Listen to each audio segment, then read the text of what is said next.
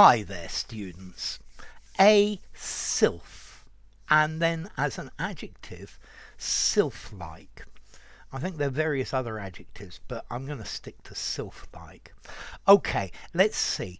A sylph is we would use today to talk about an elegant, thin, graceful girl or woman.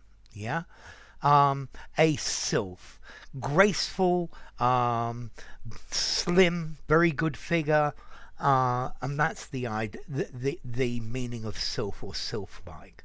So as you can see, I do not have a sylph-like figure. Okay. Wouldn't it be wonderful to have a sylph-like figure? Yeah. We use this to talk about a woman or a girl. She's attractive, attractively thin, delicate, elegant. She's agile. She's able to move very well and very easily.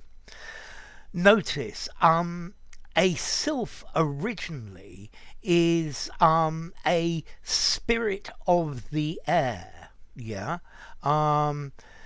This word was first coined by Paracelsus, who was a German who was, well, he's known for his work in toxicology. He's a German in the 16th century. Yeah, and he used this word for a sylph, a mythological being that is of the air. You can also sometimes actually find the word a sylphid as well. Okay, so a sylph, this is an elemental creature of the air and nearly always feminine. Okay, and then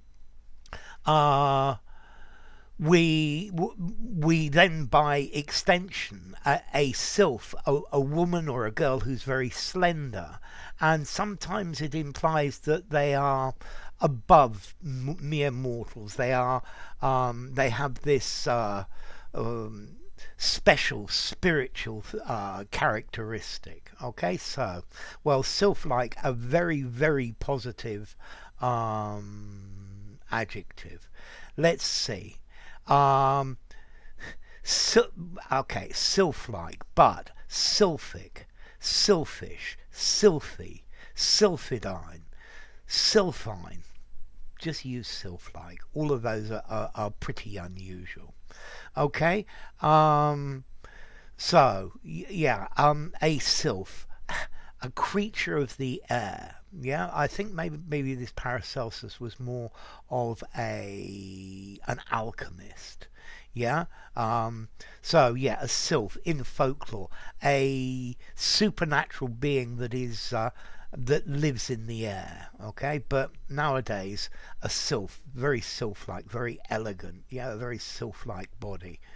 Let's see. Yes, as I said, I think probably he made this word up, joining together the Latin word silva, silva in Latin meaning the woods or the forest, and probably with the ending like nymph, sylph.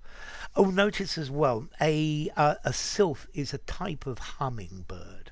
Yeah, but well, that's very technical and ornithological.